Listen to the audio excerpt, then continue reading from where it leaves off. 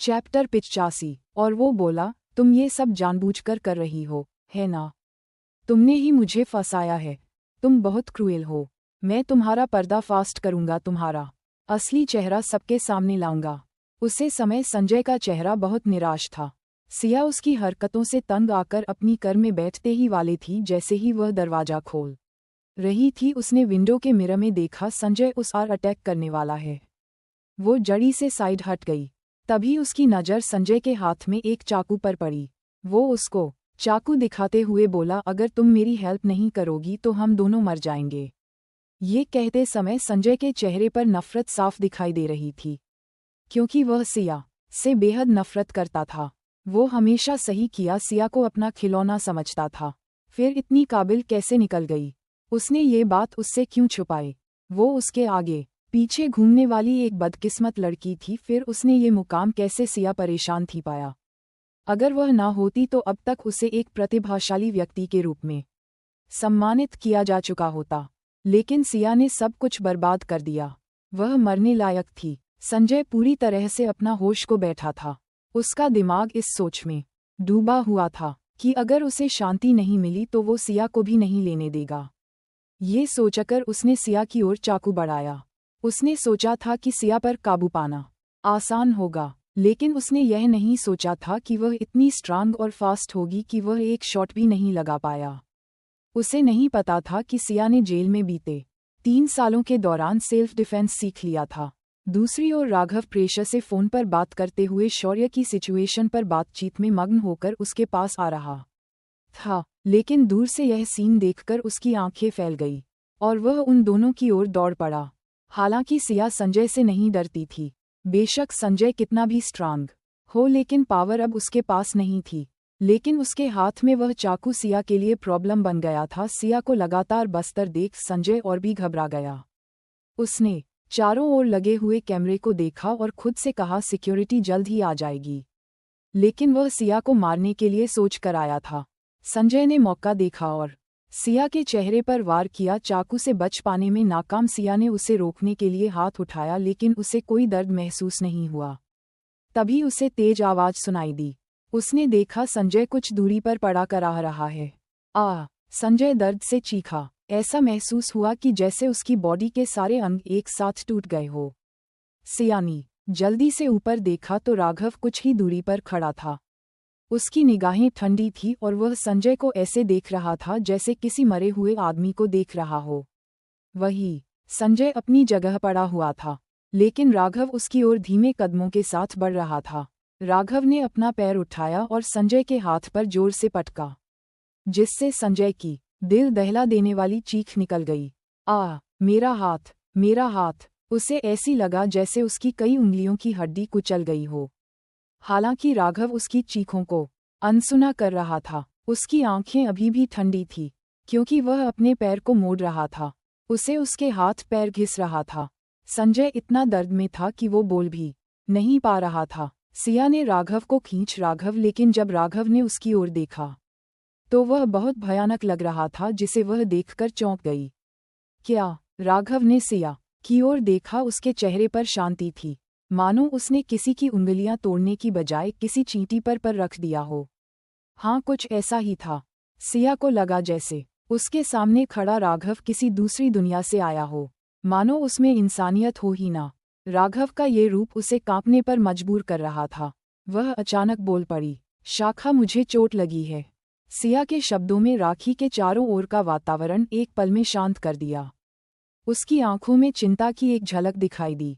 क्या तुम्हें चोट लगी है? उसने संजय की को मारने से पहले ये देख लिया था कि संजय का चाकू सिया तक नहीं पहुंचा है, लेकिन उसने सिया को चेक नहीं किया था। मैं इतना लापरवाह कैसे हो सकता हूँ? उसने संजय को छोड़ा और सिया को हाथ पकड़कर देखते हुए कहा, चलो हॉस्पिटल चलते हैं। राघव ने सिया को जल्दी से पैसेंजर सीट पर बिठाया और जल्दी से कार स्टार्ट कर दी। संजय अभी भी जमीन पर पड़ा था और उठ नहीं पा रहा था। राघव ने उसकी तरफ एक नज़र भी नहीं डाली। पूरे सफ़र के दौरान राघव सड़क पर तेजी से आगे बढ़ता रहा है। सिया खुद को उसकी तरफ देखे बिना नहीं रह सकी। उसका जबड़ा कस गया था, हाथ कसकर दबे हुए थे, जो उसकी नाराजगी का संकेत था।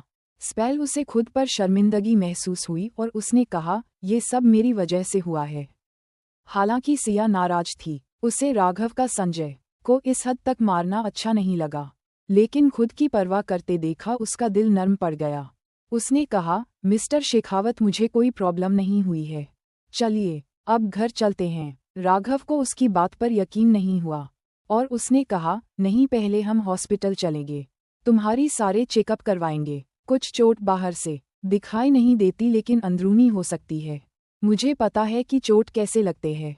मेरा विश्वास कीजिए, मैं सच में ठीक हूँ। सिया की बातें सुनकर राघव और भी बेचैन हो गया। सच में, चलो घर चलते हैं, मैं भी घर जाना चाहती हूँ, सिया ने फिर जोर देखकर कहा। राघव ने उसकी हालत का जायजा लेते हुए उसकी तरफ देखा, ये देखकर कि वह वाकई में ठीक लग रही है। उसने आखिरकार कर घर की ओर घुमा दी।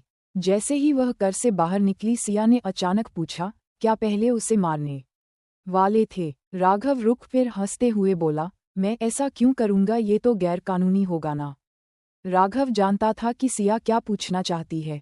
उसने जवाब तो नहीं दिया, लेकिन स्टीयरिंग व्हील पर अपनी उंगलियां करती और कहा, तुम मुझसे क्या कहलवाना चाहती हो? सिया ने राघव की ओर देखा, अपनी बेचैनी छिपाए बिना। अभी अभी तुम मुझे कुछ अलग लग रही थे। अब वह राघव नहीं रहा था जिसे कभी वह जानती थी। शांत। उसने गौर किया कि राघव अपने खुद को इस तरह खड़ा किया था कि झगड़े के दौरान कैमरा को सिर्फ उसकी पीठ की दिखाई दे रही थी। ये सोच समझ कर ही किया गया था। वह नहीं जानती थी इस कंडीशन को वह कैसे एक्सप्लेन करें, पर उसे पल में वह बहुत डर गई थी। लेकिन जब उसने चोट का जिक्र किया तो राघव वही पहले जैसा बन गया था। वह महसूस कर सकती थी कि राघव को उसकी परवाह है। राघव, आप सच में कौन है? सिया की आवाज़ धीमी थी जब वह बोल रही थी। राघव चुप रहा। उसका सौम्य मुखौटा धीरे धीरे गायब हो गया और उसका असली स्वरूप सामने आने लगा। कोल्ड, रूथलेस और क्रूएल। राघव अच्छे से जानता था कि यदि उसने शुरू में ही सिया को अपना असली रूप दिखा दिया होता तो वह उसके साथ रहने के बारे में कभी सोचती भी नहीं, यहाँ तक की कोशिश भी नहीं करती।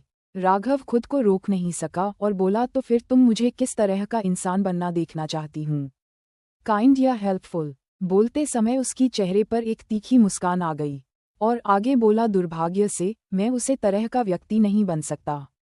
वह उसे इमेजिनेशन से कहीं ज्यादा क्रूएल था। अचानक दोनों के बीच सन्नाटा छा गया। इस दौरान राघव सोच रहा था कि अगर सिया ने कहा कि वह एक दूसरे से मिल नहीं खाते तो वह क्या करेगा, क्या जवाब देगा उसे। हालांकि उसके पास अपने तरीके थे उसे झुकने के लिए, लेकिन फिर भी वह उसे मजबूर नहीं कर सकता था। बेशक वह हार्टलेस थी, लेकिन असल में उसका दिल बहुत नर्म था, क्योंकि उसके साथ किसी ने अच्छा बिहेव नहीं किया था। कभी किसी ने उसे वो प्यार नहीं दिया था जिसकी वो हकदार थी।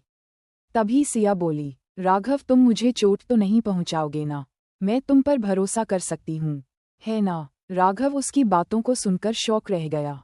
उसने आश्चर्य से उसकी ओर देखा, ये सोचकर कि वह हार मानकर उससे दूर हो जाएगी, क्योंकि सिया स्ट्रांग भी थी, लेकिन कुछ हद तक डर भी था। राघव को हैरान देखकर सिया ने एक कड़वी मुस्कान दी और कहा, हमें कोशिश करनी चाहिए, और इसका मतलब है कि हमें इससे सीरियस ले लेना चाहिए, है ना? कोई भी दो लोग एक दूसरे से पूरी तरह मिल नहीं खाते। ऐसा नहीं था कि वह हार नहीं मनाना चाहती थी, वह हार मान चाहती थी, लेकिन हर बार जब से बोलने वाली होती तो उसे याद आता कि जब उसने बताया था कि उसे दर्द हो रहा है तो राघव उसके लिए कितना परेशान हो गया था। मैं इतनी आसानी से नहीं हार मान सकती थी। राघव के दिल में कुछ टूट सा गया। उसे सिया जैसी कोई नहीं मिली थी। एक पल बाद उसकी होठों पर एक बड़ी सी मुस्कान आ गई और कहा, नहीं, मैं ऐसा नहीं करूँगा, चाहे कुछ भी हो जाए, मैं तुम्हें कभी हर्ट नहीं करूँगा। अचानक से उसके दिमाग में जो डार्क थॉट्स चल रहे थे वह सब गायब हो गए। राघव अपने इमोशंस को ठीक से समझ नहीं पा रहा था। उससे पहले कभी कोई चीज़, कोई व्यक्ति इतना पसंद नहीं आया था। अब ये सिर्फ अधिकार जताने से कहीं ज्यादा था। सिया ने सिर हिलाया और कहा, तो अब मेरे आसपास मत छुपो, बस अपनी असली पहचान बनाए रखो। मैं देखना चाहती थी कि राघव असल में कौन था। जैसे उसने अभी अभी जो मुस्कान दी थी वह सचमुच दिल से निकली थी। उसकी आम मुस्कान से अलग ये ज्यादा रियल थी, लेकिन ज्यादा खतरनाक भी, फिर भी बेहद अट्रैक्टिव थी। राघव ने उससे वादा तो कर दिया था, लेकिन वह नहीं जानता था कि सिया के लिए इसका मतलब क्या है, वह वादे काम ही करता था लेकिन एक बार कर देने के बाद उसे पूरा भी करता था। कुछ देर बाद सिया के शॉवर लेने के बाद राघव अभी भी किचन में बिजी था। जब उसने राघव के किचन में देखा तो वो मुस्कुरा दी। जब राघव ने मुड़कर सिया को दरवाजे पर खड़ा देखा, उसका चेहरा गर्म पानी के कारण रेड हो गया था। वो उसकी गाल को किस करने से खुद को नहीं रोक सका और बोला, कल हम हॉस्पिटल चलेंगे तुम्हारे चेकअप के लिए, तुम बहुत पतली हो, तुमको अनीमिया हो सकता है। राघव अपनी पहले से ही फ़ोन करके हॉस्पिटल में इन्फॉर्म कर दिया था। सिया ने भी मन नहीं किया और हाँ में सिर हिला दिया। तभी उसकी घर का डोर नॉक हुआ। राघव ने उसे चेंज करने का बोलकर गेट खोलने चला गया तो देखा वहां पुलिस खड़ी थी। राघव शॉक हो गया और बोल, 1 मिनट रुकिए, मैं भी आता हूँ। तब तक सिया भी आ गई थी और बोली, मैं भी तुम्हारे साथ चलूंगी। सिया अब उसे 1 मिनट के लिए भी अकेला नहीं छोड़ना चाहती थी। राघव ने भी उसे मना नहीं किया क्योंकि सिया भी इसमें शामिल थी। सिया परेशान तिरघाव की बारे में सोचकर, सच में राघव ने संजय को बहुत बुरी तरीके से मारा था। बेशक हमला संजय ने पहले किया हो, फिर भी लॉ उसकी साइड ले सकता है। सिया को परेशान देखकर राघव ने उसके हाथ पर अपना हाथ रख दिया और कहा, शांत हो जाओ। राघव की चेहरे की शांति को देखकर सिया भी धीरे धीरे शांत हो गई और बोली, क्या आपने पहले कभी किसी को मारने की ट्रेनिंग ली है? क्योंकि राघव ने संजय को एक लात में ही उड़ा दिया था। हालांकि संजय कमजोर था, फिर भी वह एक एडल्ट था। ऐसी ताकत बिना किसी ट्रेनिंग के नहीं मिल सकती। हाँ, राघव अपने बेपरवाही से कहा, मैंने ट्रेनिंग ली थी जब मैं छोटा था, तो कुछ दोस्तों के साथ ऐस ट्रेनिंग लिया करता था। अब क्या होगा आगे जानने के लिए सुनते रहिए मेरी कहानी का अगला एपिसोड और कमेंट करके बताइए मेरी स्टोरी आप लोगों को कैसी लगी। लाइक कीजिए, शेयर कीजिए, कमेंट कीजिए और सब्सक्राइब करना ना भूलिए।